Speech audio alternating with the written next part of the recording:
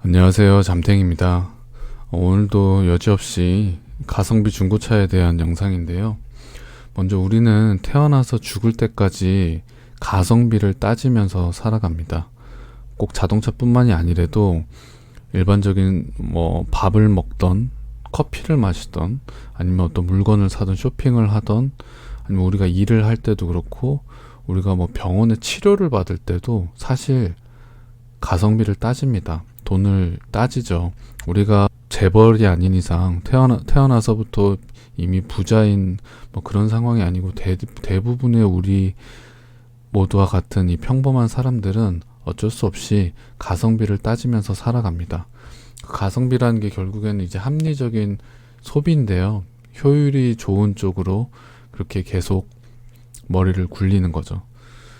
근데 이제 그런 합리적인 소비라고 하면 그 중에 이제 가장 굉장히 큰 금액을 차지하는 것 중에 하나가 자동차인데요.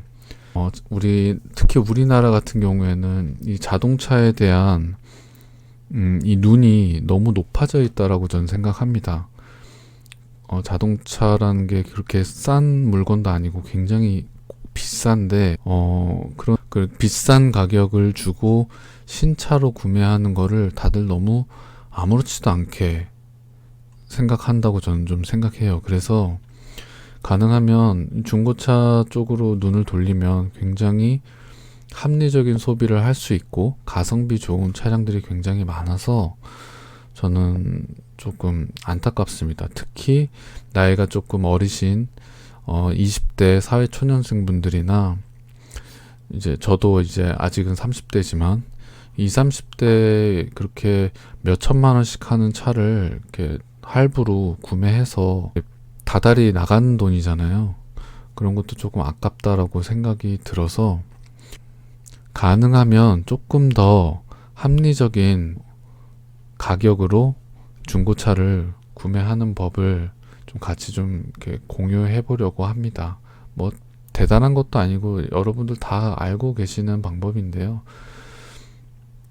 정확한 통계는 아니지만 그냥 제 보고 듣고 느끼기에 대한민국 20대에서 30대 평균 한 월 소득이 대부분 요 안에서 머문다라고 생각합니다.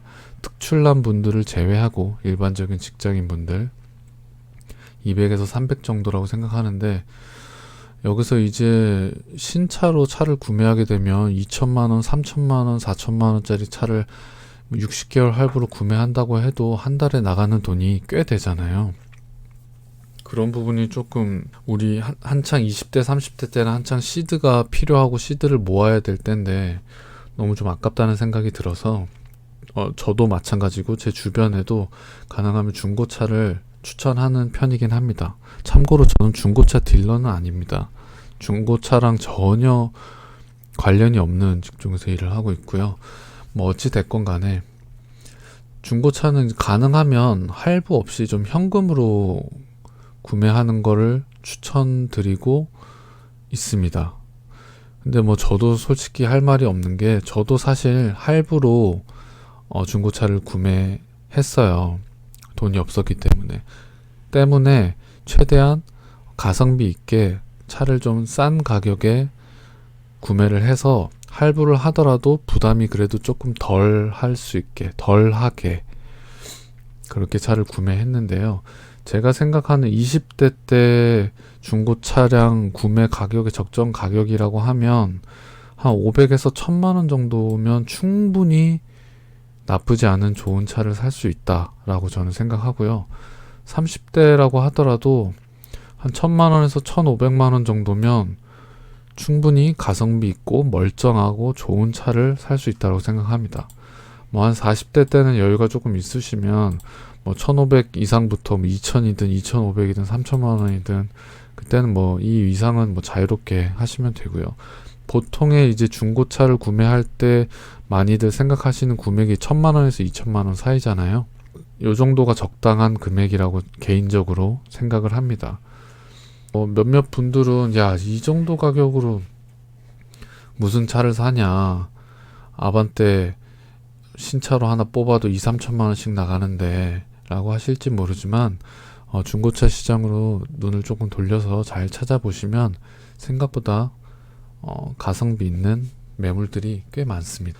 20대 때는 제가 봤을 때는 500만 원에서 1000만 원, 1000만 원도 전 개인적으로 좀 사치라고 생각합니다. 왜냐면 20대 때는 차가 있다는 것 자체만으로도 굉장히 즐겁고 유용하고 행복하기 때문에 뭐 모닝이든 뭐 어떤 차든 상관이 없죠. 그래서 1000만 원도 저는 조금 비싸다라고 생각이 되는데 20대 때 사회초년생분들이나 그런 분들이 보통 많이 찾으시는 차들이 뭐 경차나 아니면은 뭐 아반떼나 뭐 이런 차들을 많이 찾으시죠. 경차나 아반떼를 사시더라도 신차로 구매하게 되면 1000만 원 후반대 2천만 원은 그냥 기본으로 넘어가니까 돈이 좀 아깝다는 생각이 듭니다. 그래서 오늘은 500만 원에서 1000만 원 사이에 20대 분들이 가성비 있게 구매할 만한 차를 한번 그냥 요런 것도 있다라고 그냥 참고만 하시라고 가져와 봤습니다. 첫 번째 차량부터 바로 보시면서 얘기를 계속 하죠. 첫 번째 차량입니다.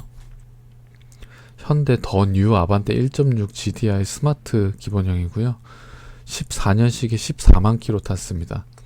10년 됐고 14만 킬로니까 1년에 한 14,000킬로 정도 그냥 장거리보다는 그냥 시내 주행 위주로 뛴 차량으로 보여지고요.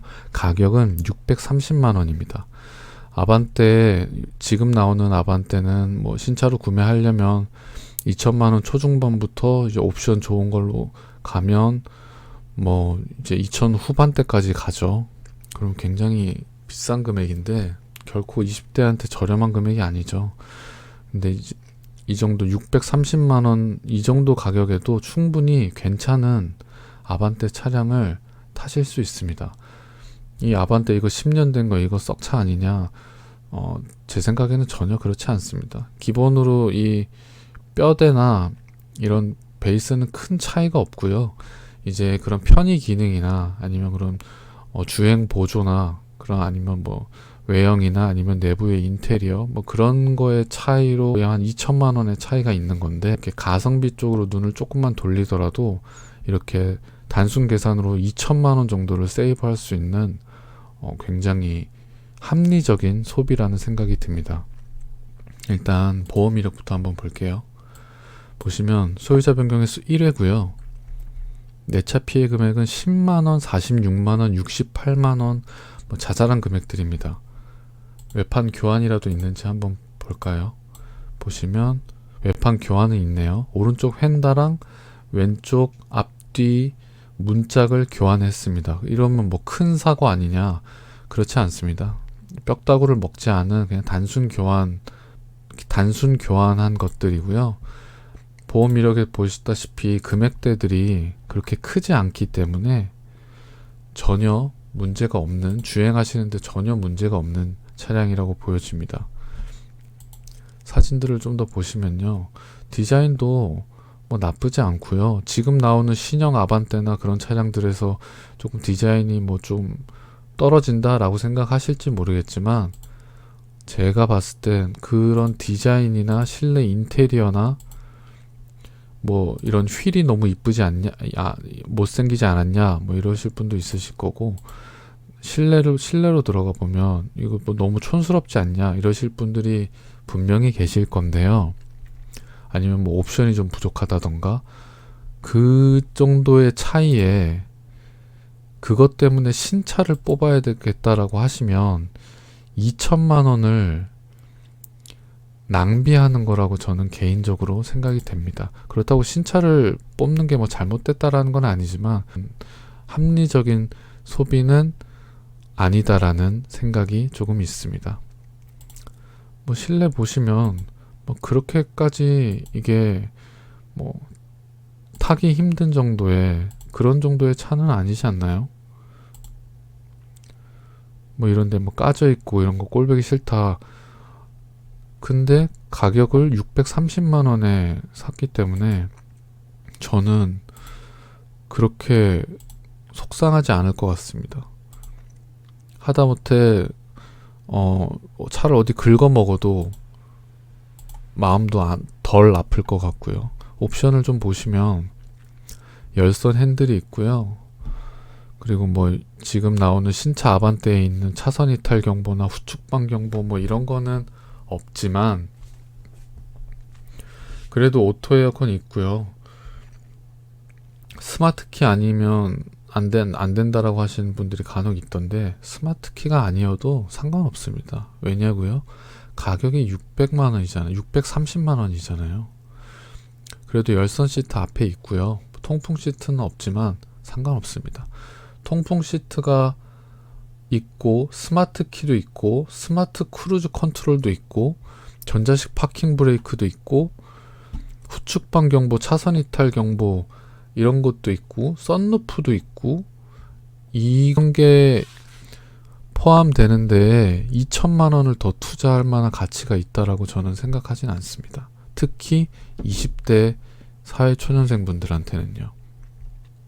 그래서 이런 차 가성비 있다라고 생각이 들고요. 이 차를 타서 뭐 10년 저는 10년도 더 탈 수는 있다라고 생각하지만 10년까지 갈 필요도 없습니다.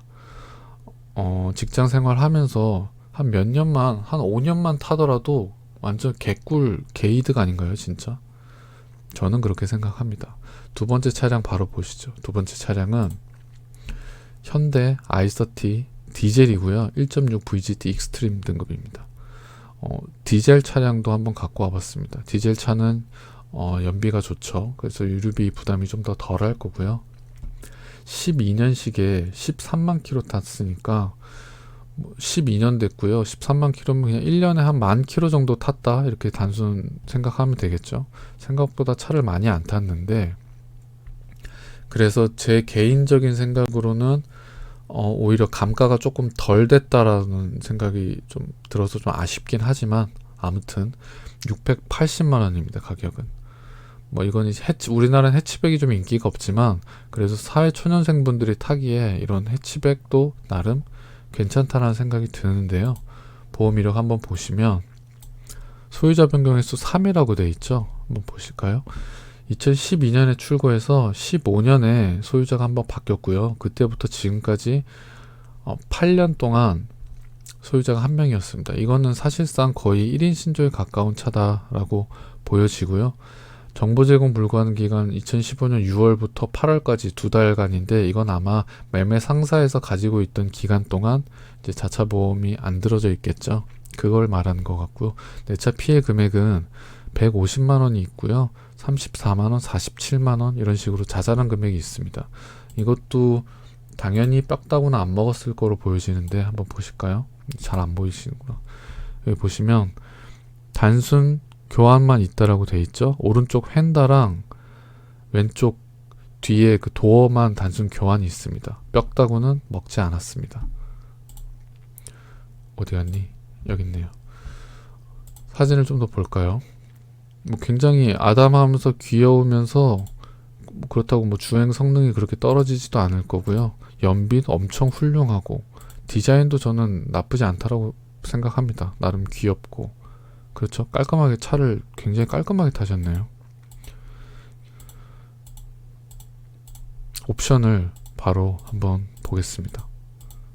뒷자리가 조금 좁긴 합니다. 해치백이다 보니까. 보시면 열선 핸들이 없습니다.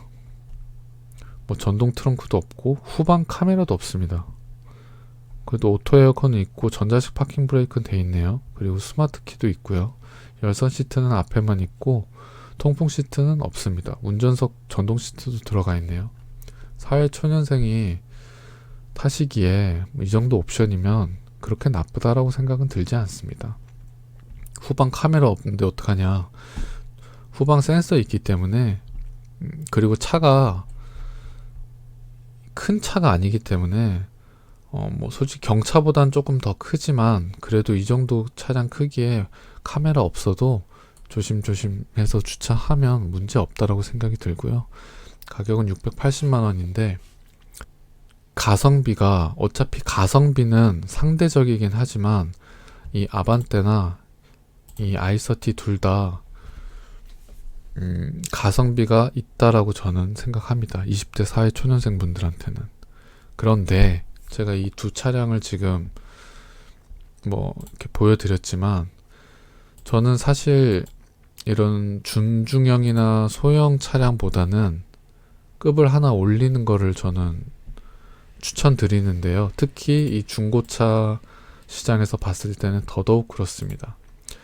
중형 이상 되는 차들이 감가를 맞는 폭이 더 크기 때문이죠. 그래서 저는 이 두 차량도 너무 좋지만, 이번에 보여드릴 이 차량을 저는 더 추천합니다. 현대 소나타 더 브릴리언트, YF 소나타 더 브릴리언트고요. 13년식에 17만 킬로 탔습니다.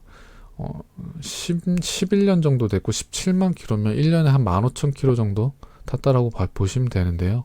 거의 이제 시내 발이 위주로 탔다고 생각하시면 되고요.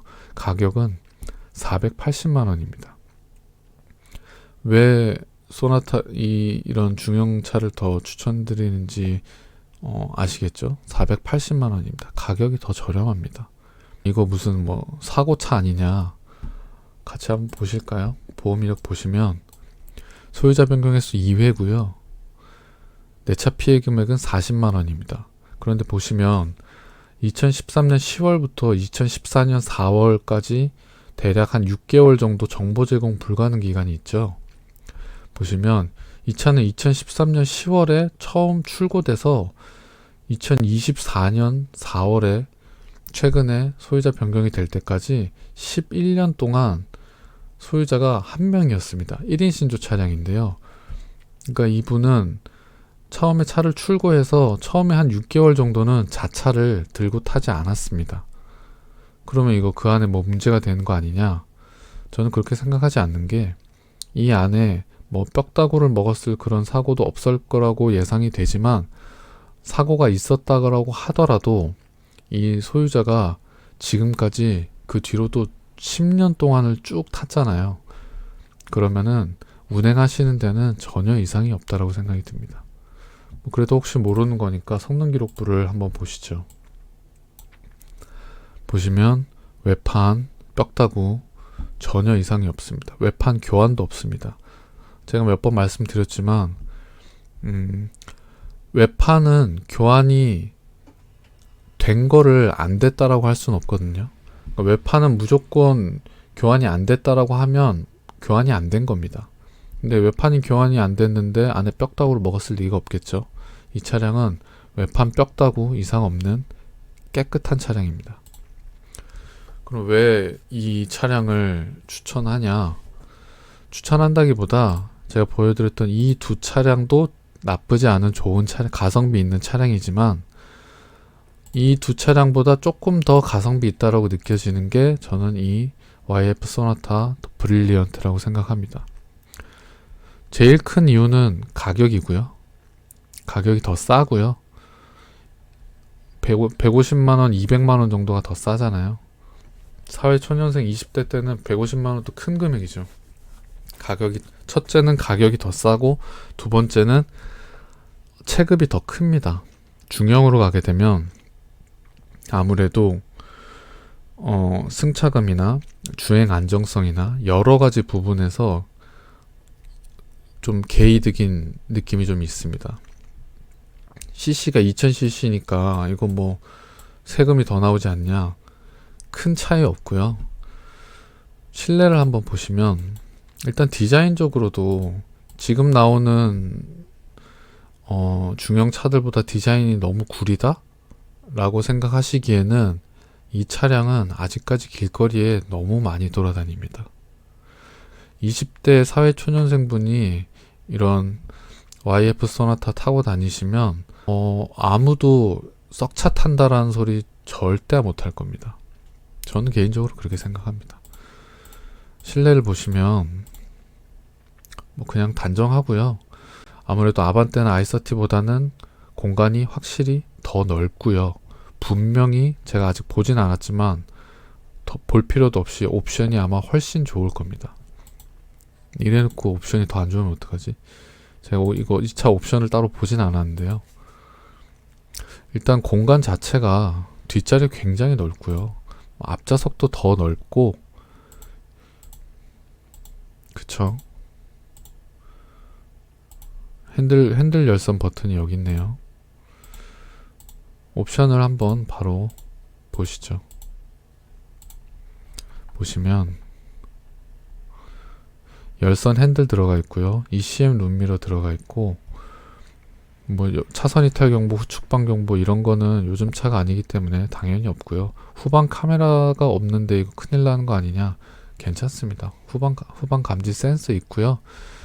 그리고 지금 이 매물은 카메라가 없지만 다른 매물들 YF 소나타 브릴리언트 다른 매물들 보시면 카메라 있는 매물도 많이 있습니다. 비슷한 가격대에 보시면 오토 에어컨 있고 전자식 파킹 브레이크 없지만 그래도 크루즈 컨트롤도 있고요. 스마트 키에다가 블루투스도 당연히 되고 열선 시트 있고 통풍 시트까지 있습니다. 동승석까지 전동 시트도 되고요. 이 정도면 확실히 옵션이 더 좋죠. 그러면 같은 금액대도 아니죠. 더 저렴한 금액대에 승차감 더 좋고 출력 더 좋고 옵션 더 좋고 그러면 당연히 뭐 이 두 차도 더 분명히 좋은 차지만 이게 더 가성비 있다라고 생각이 드는데요. 제 생각엔 20대 때는 이 정도 금액에 물론 모든 YF 소나타 더 브릴리언트가 다 이 정도 금액대인 건 아니지만 그래봤자 이제 한 500만원, 600만원 정도 선에서 괜찮은 물건들은 다 찾을 수 있습니다. 이 정도 가격대에 20대 때 이거보다 더 좋은 차가 필요할까라는 저는 생각이 좀 들거든요. 여러분 생각은 어떠신가요?